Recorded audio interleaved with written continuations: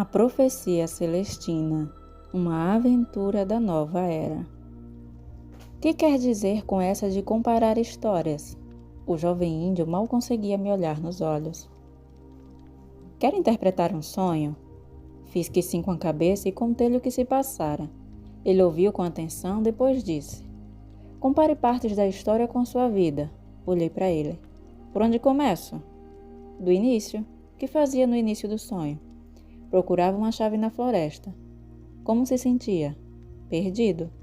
Compare essa situação com sua vida real. Talvez tenha relação, eu disse. Estou procurando algumas respostas sobre esse manuscrito e me sinto perdido para burro. E que mais está acontecendo em sua vida real? Fui capturado, respondi. Apesar de tudo o que tentei fazer, fui trancafiado. Tudo o que posso esperar agora é convencer alguém a me deixar ir para casa. Está lutando contra o fato de ter sido capturado? Claro. O que aconteceu no sonho em seguida? Lutei contra a corrente. Por quê? Ele perguntou. Comecei a compreender aonde ele queria chegar. Porque na hora achei que ela ia me afogar. E se você não tivesse lutado com a água? Ela teria me carregado até a chave? É isso que está dizendo? Que se eu não lutar contra esta situação, talvez ainda consiga as respostas que quero? Ele pareceu sem graça de novo. Eu não estou dizendo nada. O sonho é que está. Pensei durante algum tempo. Essa interpretação seria correta? O jovem índio me olhou e perguntou então. Se tivesse o mesmo sonho mais uma vez, o que seria diferente? Eu não resistiria à água, mesmo que ela parecesse poder me matar. Teria mais juízo. Que é que o ameaça? Acho que os soldados. Ser detido. Portanto, qual a mensagem para você? Você acha que a mensagem do sonho é encarar essa captura de um modo positivo? Ele não respondeu, apenas sorriu. Eu estava sentado em meu catre, encostado numa parede. A interpretação me excitou. Se fosse correta, isso significava que eu não cometera absolutamente erro algum no entrocamento, que isso fazia parte do que devia acontecer. Como se chama você? Perguntei. Pablo. Sorri e me apresentei. Depois lhe contei rapidamente a história do motivo de eu estar no Peru e o que acontecera. Pablo sentava-se em seu catre, os cotovelos apoiados nos joelhos. Era baixo, cabelos negros e muito magro. Por que está aqui? Perguntou-me. Para descobrir sobre esse manuscrito. Respondi. Por quê, especificamente? Ele perguntou de novo. Para descobrir a sétima visão e encontrar alguns amigos, Will e Marjorie. E descobri porque a igreja é tão contra o manuscrito. Há muitos padres aqui com quem pode conversar, ele disse. Pensei nessa afirmação por um instante e depois perguntei. O que mais diz a sétima visão sobre os sonhos? Pablo me explicou que os sonhos vêm nos dizer alguma coisa sobre nossas vidas que nos faz falta. Depois disse mais outra coisa. Porém, em vez de ouvir, eu comecei a pensar em Marjorie. Via nitidamente o rosto dela em minha mente e me perguntava onde ela poderia estar. Depois, a via correndo para mim sorrindo. De repente, me dei conta de que Pablo se calara. Olhei para ele. Me desculpe, meu pensamento está vagando, expliquei. Que dizia você? Está tudo bem, respondeu. Em que estava pensando? Apenas numa amiga minha, nada de especial. Ele pareceu que ia insistir na pergunta, mas alguém se aproximou na porta. Pelas grades vimos um soldado abrindo a fechadura. Hora do café, disse Pablo. O soldado abriu a porta e indicou com a cabeça que saíssemos para o corredor. Pablo dirigiu-se para o corredor de pedra. Chegamos a uma escada e subimos alguns degraus que davam no refeitório pequeno. 4 ou 5 soldados estavam no canto da sala, enquanto vários civis, 2 homens e uma mulher, aguardavam na fila para ser servidos. Parei, não acreditando em meus olhos. A mulher era Marjorie. Ao mesmo tempo, ela me viu, cobriu a boca com a mão, os olhos arregalados de surpresa. Dei uma olhada no soldado atrás de mim. Ele se dirigia para junto dos 2 militares no canto, sorrindo despreocupadamente e dizendo alguma coisa em espanhol. Segui Pablo, que transpunha a sala até o final da fila. Marjorie era servida. Os 2 outros homens levaram suas bandejas para uma mesa, conversando. Várias vezes Marjorie olhou para mim e encontrou meu olhar, lutando para não dizer nada. Depois da segunda olhada, Pablo adivinhou que nós nos conhecíamos e olhou para mim interrogatoriamente. Marjorie levou sua comida para uma mesa e depois de sermos servidos fomos até lá e nos sentamos com ela. Os soldados continuavam conversando entre si, parecendo alheios aos nossos movimentos. Meu Deus, estou feliz em te ver, ela disse. Como chegou aqui? Me escondi durante algum tempo com os padres. Depois parti para encontrar Will e fui capturado ontem. Há quanto tempo está aqui? Desde que me pegaram na crista, ela respondeu. Percebi que Pablo nos olhava intensamente e apresentei-o a ela. Eles conversaram rápido e então eu perguntei a Marjorie. O que mais aconteceu? Não muita coisa, ela respondeu. Nem mesmo sei por que estou detida. Todos os dias sou levada a um dos padres ou oficiais para interrogatório. Querem saber quais os meus contatos em Vinciente e se sei onde estão outras cópias do manuscrito. Várias e várias vezes. Marjorie sorriu, parecendo vulnerável, e ao fazer isso senti outra forte atração por ela. Ela me lançou um olhar agudo pelo canto dos olhos. Ambos rimos baixinho. Seguiu-se um período de silêncio, enquanto tomávamos nosso café, e então a porta se abriu e entrou um padre vestido formalmente. Vinha acompanhado de um homem que parecia ser um oficial de alta patente. Aquele é o padre chefão, Pablo disse. O oficial disse alguma coisa aos soldados que se puseram em posição de sentido, e então ele e o padre atravessaram a sala e foram para a cozinha. O padre olhou diretamente para mim. Nossos olhos se encontraram por um longo segundo. Desviei o olhar e comi um pouco, não querendo chamar a atenção. Os dois homens continuaram atravessando a cozinha e saíram pela sua porta. Aquele era um dos padres com quem você conversou? Perguntei a Marjorie. Não, nunca o vi antes. Conheço aquele padre, Pablo disse. Era o Sebastian. Parece que você já ouviu falar dele, Marjorie disse. Já, respondi. É a principal pessoa por trás da oposição da igreja ao manuscrito. Eu achava que ele estava na missão do padre Sanches. Quem é o padre Sanches? Perguntou Marjorie. Eu ia responder quando o soldado que nos escoltara se aproximou da mesa e com a cabeça em gesto fez para que eu e Pablo o acompanhássemos. Hora da ginástica, disse Pablo. Marjorie e eu nos entreolhamos. Os olhos dela revelavam uma ansiedade anterior. Não se preocupe, eu disse. Converso com você na próxima refeição. Vai dar tudo certo. Ao me retirar, eu me perguntava se meu otimismo era realista. Aquelas pessoas podiam fazer qualquer um de nós desaparecer sem deixar vestígio a qualquer momento. O soldado nos guiou para um corredor estreito e uma porta que dava para uma escada externa. Descemos num pátio lateral, cercado por um alto muro de pedras. O soldado ficou na entrada. Pablo me acenou com um gesto para passear com ele pelas bordas do pátio. Enquanto caminhávamos, ele se abaixou várias vezes para colher algumas das flores que brotavam nos canteiros junto ao muro. — Que diz mais a sétima visão? Perguntei. Ele se curvou e pegou outra flor. Diz que não só os sonhos nos orientam, também os pensamentos e devaneios. O Padre Cal disse isso. Me explique como os devaneios nos orientam. Nos mostram uma cena, um fato, e isso é uma indicação de que esse fato talvez aconteça. Se estivermos atentos, estaremos prontos para essa virada em nossas vidas. Olhei para ele. Sabe, Pablo, me veio uma imagem de que eu ia me encontrar com Marjorie, e a encontrei. Ele sorriu. Um calafrio me correu a espinha. Eu devia estar de fato no lugar certo. Intuíra uma coisa que se tornara verdade. Pensara várias vezes em rever Marjorie de novo. E agora isso acontecera. As coincidências estavam ocorrendo. Senti-me mais leve. Não tenho pensamentos como esse com muita frequência, eu disse. Pablo olhou para longe e disse. A sétima visão diz que temos mais pensamentos como esse do que podemos perceber. Para reconhecê-los, temos de nos colocar numa posição de observador. Quando vem um pensamento, devemos perguntar, por quê? Por que esse pensamento determinado veio agora? Qual a relação que ele tem com as questões da minha vida?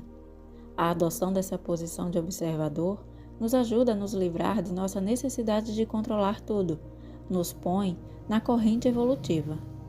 Mas e quantos pensamentos negativos? Perguntei.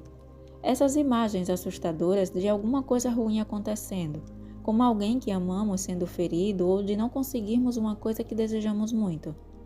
Muito simples, disse Pablo. A sétima visão explica que as imagens do medo devem ser detidas assim que aparecerem. Então, outra imagem, uma de bom resultado, deve ser imposta pela vontade ao pensamento. Em breve, as negativas quase não ocorrerão mais. Suas intuições serão sobre coisas positivas. Quando as negativas chegarem depois disso, o manuscrito diz que devem ser tratadas com muita seriedade e não seguidas. Por exemplo, se lhe vem o pensamento a ideia de que vai sofrer um desastre de caminhão e alguém passa e lhe oferece uma carona de caminhão, não aceite. Demos uma volta completa em torno do pátio e nos aproximamos do guarda. Nenhum de nós falou ao passar por ele. Pablo pegou uma flor e eu respirei fundo. O ar estava quente e úmido, e a vegetação do lado de fora do muro era densa e tropical. Eu tinha notado vários mosquitos. Vamos? Chamou de repente o soldado. Levou-nos de volta à nossa cela. Pablo entrou na frente, mas o soldado estendeu o braço, me barrando o caminho. Você não, disse, e fez um sinal para que eu descesse o corredor, subisse os outros andares e saísse pela mesma porta por onde tínhamos entrado na noite anterior. No estacionamento, o cardeal Sebastian entrava para o banco de trás de um carro grande. Um motorista fechou a porta de trás dele. Durante um instante, Sebastian me olhou mais uma vez. Depois se voltou e disse alguma coisa ao motorista. O carro partiu em velocidade. O soldado me cutucou para a frente do prédio. Entramos e lá dentro, entramos no escritório. Mandaram-me sentar numa cadeira de madeira defronte de uma escrivaninha de metal branca. Alguns minutos depois, um padre baixinho de cabelos grisalhos e uns 30 anos entrou e se sentou na escrivaninha, sem tomar conhecimento de minha presença. Folheou uma pasta durante um minuto, depois ergueu os olhos para mim. Os óculos redondos de hastes douradas davam-lhe um ar de intelectual. Você foi preso com documentos oficiais legais, disse objetivamente. Estou aqui para ajudar e determinar se a acusação está em ordem. Apreciaria sua cooperação. Fiz que sim com a cabeça. Onde conseguiu essas traduções? Não compreendo, eu disse. Por que cópias de um velho manuscrito seriam ilegais? O governo do Peru tem seus motivos, respondeu. Por favor, responda a pergunta. Por que a igreja está envolvida? Perguntei. Porque o manuscrito contradiz as tradições de nossa religião, disse. Deturpa a verdade de nossa natureza espiritual, onde... Olhe, eu disse interrompendo. Só estou tentando entender. Sou apenas um turista que se interessou pelo manuscrito, não sou uma ameaça para ninguém.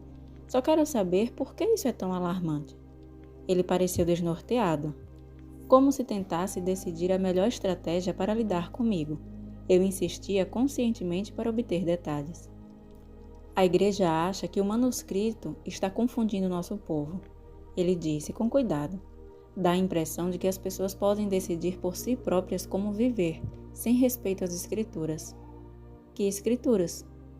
O mandamento de honrar pai e mãe, por exemplo. O que quer dizer? O manuscrito culpa os pais pelos problemas, solapando a família. Achei que ele falasse em acabar com antigos ressentimentos, eu disse, e descobrir uma visão positiva de nossa vida anterior. Não, é enganoso.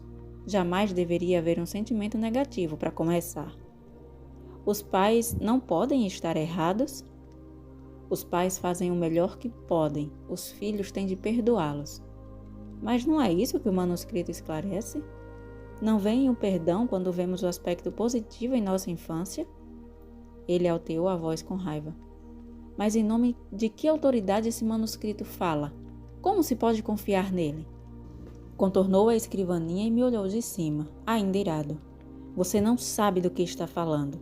Por acaso é um especialista religioso? Acho que não. Você é a prova direta do tipo de confusão que esse manuscrito desperta. Não compreende que só existe ordem no mundo por causa da lei e da autoridade?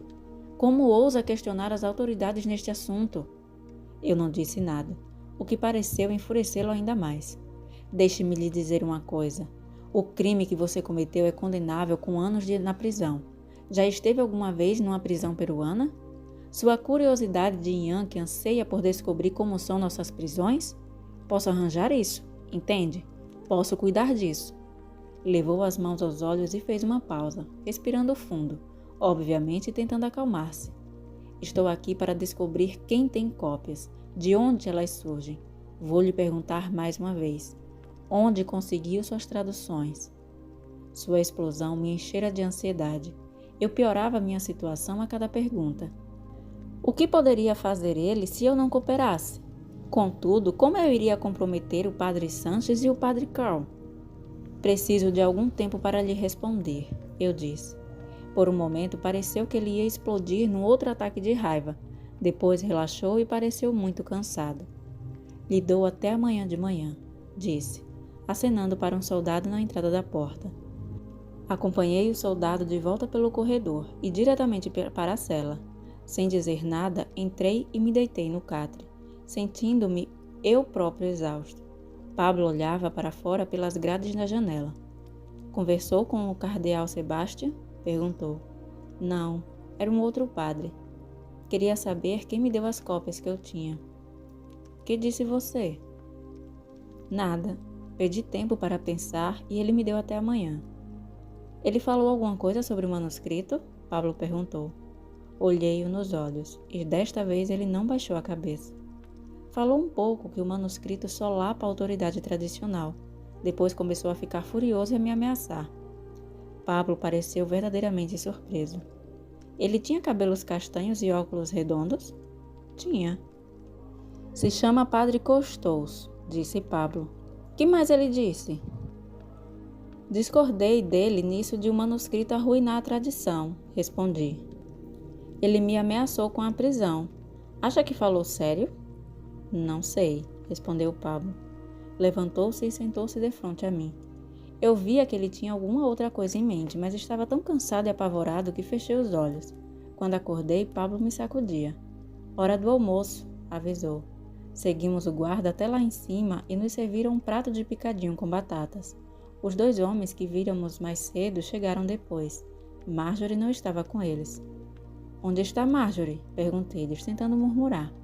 Os 2 homens me olhavam apavorados de que eu pudesse abordá-los. E os soldados me olharam intensamente. Acho que não falam inglês, disse Pablo. Gostaria de saber onde ela está. Pablo falou qualquer coisa em resposta, porém, mais uma vez, eu não estava ouvindo. De repente, senti vontade de fugir. E me via fugindo por uma rua qualquer, depois mergulhando numa porta para a liberdade. Em que está pensando? Pablo perguntou. Estava fantasiando uma fuga. Que dizia você? Espere, disse Pablo. Não perca seu pensamento, isso pode ser importante. Que tipo de fuga? Eu descia correndo uma viela ou uma rua, depois me enfiava numa porta. Tive a impressão de que fui bem sucedido na fuga. Que acha dessa imagem? Ele perguntou. Não sei. Não parecia ligada logicamente ao que nós conversávamos. Lembra do que estávamos falando? Sim, eu estava perguntando sobre Marjorie. Não acha que há uma ligação entre Marjorie e seu pensamento? Nenhuma ligação óbvia que eu possa conceber. E oculta? Não vejo ligação. Como poderia o ato de fugir estar relacionado com Marjorie? Acha que ela fugiu?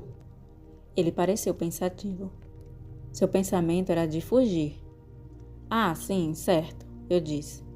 Talvez eu vá fugir sem ela. Olhei-o. Talvez vá fugir com ela. Esse seria o meu palpite, ele disse. Mas onde ela está? Não sei. Acabamos de comer sem conversar.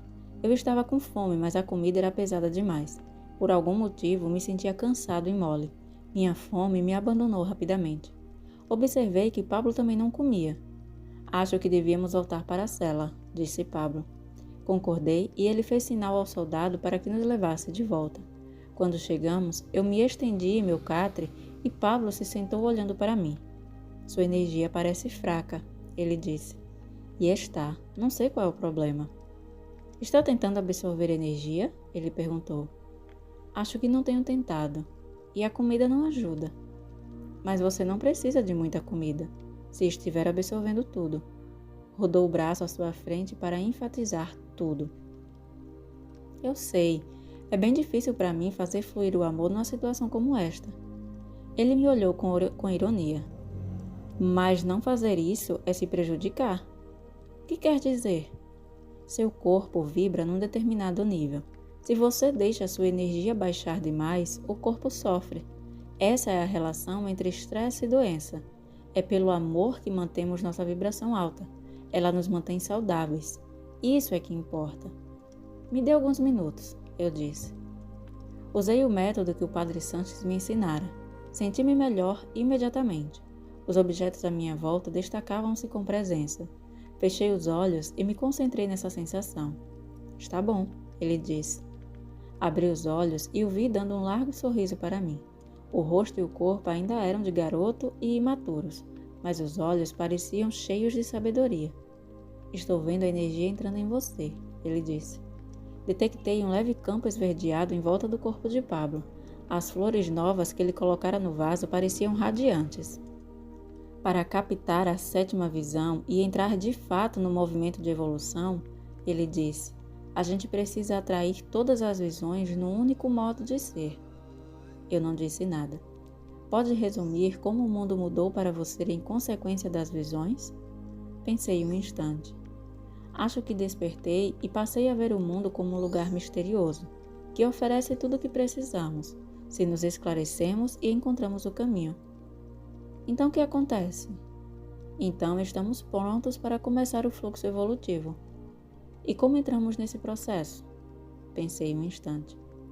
Mantendo firmemente em mente nossas atuais questões vitais, respondi, e depois ficando atentos para a orientação, num sonho ou num pensamento intuitivo, ou na maneira como o ambiente se ilumina e salta para nós. Fiz mais uma pausa, tentando reunir toda a visão, e acrescentei. Acumulamos nossa energia e nos concentramos em nossas situações, nas perguntas que temos, e aí recebemos alguma forma de orientação intuitiva, uma ideia de onde ir, o que fazer, e então as coincidências ocorrem para permitir que sigamos nessa direção. Sim, disse Pablo, esse é o caminho, e toda vez que essas coincidências nos levam a alguma coisa nova, crescemos, nos tornamos pessoas mais plenas, existindo numa vibração superior. Curvava-se para mim, e notei a incrível energia à sua volta. Estava radiante, não mais parecendo tímido ou mesmo jovem, parecia cheio de força. Pablo, o que aconteceu com você? Perguntei. Em comparação com a primeira vez que lhe vi, você parece mais confiante, culto, de algum modo completo. Ele riu. Quando você chegou, eu tinha deixado que a minha energia se dissipasse. A princípio, achei que você poderia me ajudar com meu fluxo de energia, mas compreendi que você ainda não tinha aprendido a fazer isso. Essa capacidade é ensinada na 8ª visão. Fiquei intrigado. O que foi que eu deixei de fazer? Você tem de aprender que todas as respostas que nos chegam misteriosamente, na verdade, nos vêm de outras pessoas. Pense em tudo o que aprendeu desde que chegou ao Peru. As respostas não lhe chegaram através de ações de outras pessoas que você encontrou misteriosamente?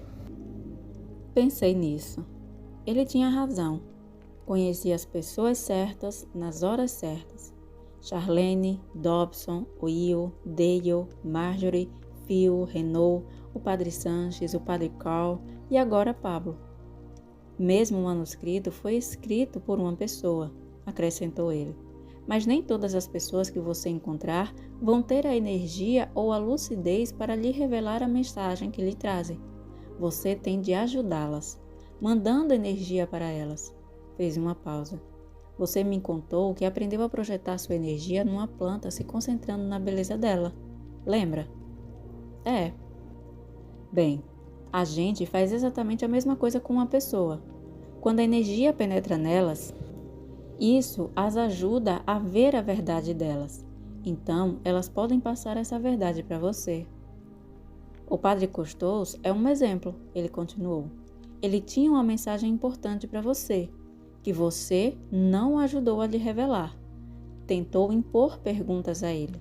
e isso criou uma disputa entre vocês pela energia. Quando ele sentiu isso, seu drama infantil, seu intimidador, se apoderou da conversa. Que era que eu devia ter dito? Pablo não respondeu. Tornamo-nos a ouvir alguém na porta da cela. Entrou o padre Costoso. Ele cumprimentou Pablo com a cabeça, um leve sorriso no rosto. Pablo deu um sorriso largo. O padre Costoso desviou o olhar para mim, o rosto endurecendo-se. A ansiedade me apertou o estômago. O cardeal Sebastião pediu para ver você, ele disse. Vai ser levado para Iquitos esta tarde. Eu o aconselho a responder todas as perguntas. Por que ele quer me ver? Porque o caminhão em que você foi preso pertence a um dos nossos padres. Deduzimos que tenha recebido dele cópias do manuscrito. Um de nossos padres, desrespeitar a lei é coisa muito séria. Olhou-me com determinação. Dei uma olhada em Pablo, que balançou a cabeça para que eu prosseguisse. Você acha que o manuscrito está solapando a sua religião? Perguntei a Custódio delicadamente. Ele me olhou com condescendência. Não apenas nossa religião, a de todo o mundo. Você acha que não existe plano para este mundo? Deus está no comando. Ele atribuiu nosso destino. Nossa tarefa é cumprir as leis estabelecidas por Deus. A evolução é um mito. Deus cria o futuro da maneira que Ele quer. Dizer que os humanos podem evoluir por si mesmos elimina o esquema da vontade de Deus. Permite que as pessoas sejam egoístas e separadas. Acham que a evolução delas é que importa, e não o plano de Deus. Vão se tratar umas às outras pior do que tratam agora. Não consegui pensar em outra pergunta. O padre me olhou por um instante e então disse quase delicadamente: Espero que coopere com o cardeal Sebastião. Voltou-se e olhou para Pablo, obviamente orgulhoso de como lidara com minhas perguntas.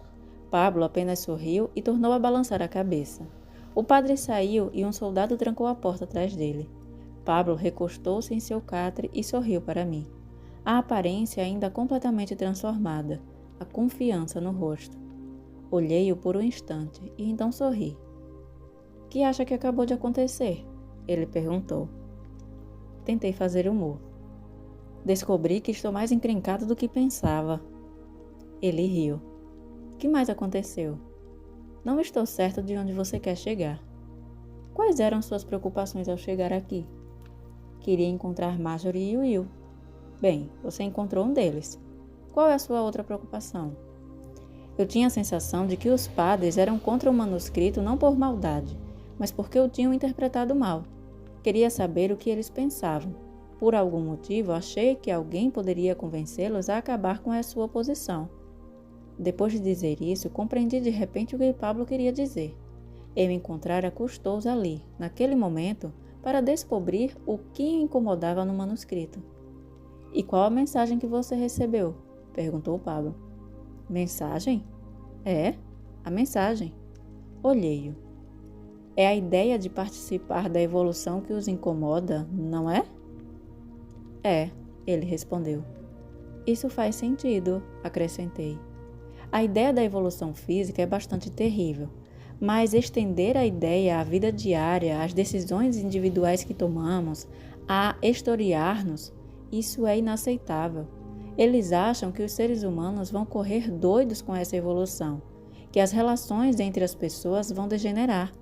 Não admiram que queiram ver o manuscrito suprimido. Poderia convencê-los do contrário? Perguntou Pablo. Não, quer dizer, eu próprio não sei o bastante. Que precisaria alguém para ser capaz de convencê-los? Eu precisaria conhecer a verdade. Teria de saber como os seres humanos se tratariam uns aos outros se todo mundo seguisse as visões e evoluísse. Pablo pareceu satisfeito. Que foi? Perguntei. A maneira como os seres humanos vão se tratar uns aos outros está na visão seguinte. Sua pergunta sobre o motivo de os padres serem contra o manuscrito foi respondida, e a resposta, por sua vez, evoluiu para outra pergunta.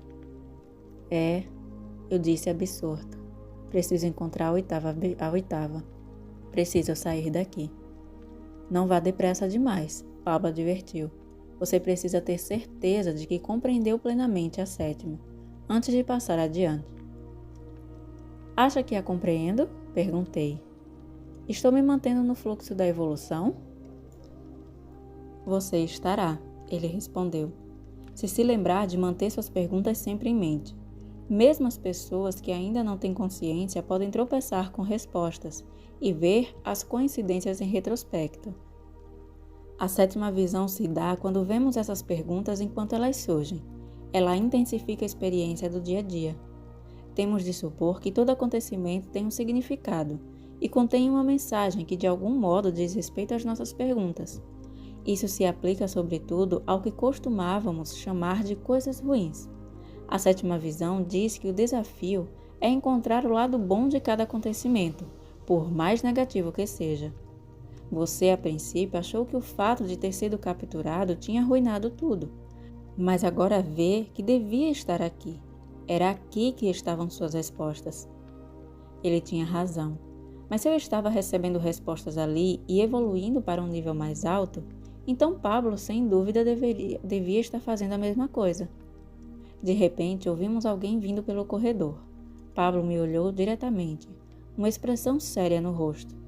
Ouça, ele disse. Lembre-se do que eu lhe disse. A 8ª visão é a próxima para você. É sobre uma ética interpessoal, uma forma de tratar outras pessoas para que mais mensagens sejam partilhadas. Mas lembre-se de não ir depressa demais. Mantenha-se no centro da sua intuição. Quais são suas perguntas? Quero descobrir onde está o Will. E quero encontrar a 8ª visão. E quero encontrar Marjorie. E qual foi sua intuição orientadora em relação a Marjorie? Pensei um instante. A de que eu fugiria. De que nós fugiríamos. Ouvimos alguém bem do lado de fora da porta. Eu lhe trouxe alguma mensagem? Perguntei apressado a Pablo. Claro, ele respondeu. Quando você chegou, eu não sabia por que estava aqui. Sabia que tinha alguma coisa a ver com a transmissão da 7ª visão, mas duvidei da minha capacidade. Achei que não sabia o bastante. Por causa de você, ele prosseguiu. Agora sei que posso. Esta foi uma das mensagens que você me trouxe. Houve outra? Sim. Sua intuição de que os padres podem ser convencidos a aceitar o manuscrito também é uma mensagem para mim. Me faz achar que estou aqui para convencer o padre Costoso. Quando acabou de falar, o soldado abriu a porta e fez um sinal para mim. Olhei para Pablo. Quero lhe dizer um dos conceitos de que fala a próxima visão, ele disse. O soldado olhou zangado e pegou meu braço, conduzindo-me para fora e fechando a porta. Enquanto me levava, Pablo olhava pelas grades. A 8ª visão adverte contra uma coisa, ele gritou. Adverte contra a interrupção do nosso crescimento. Isso ocorre quando a gente se vicia em outra pessoa,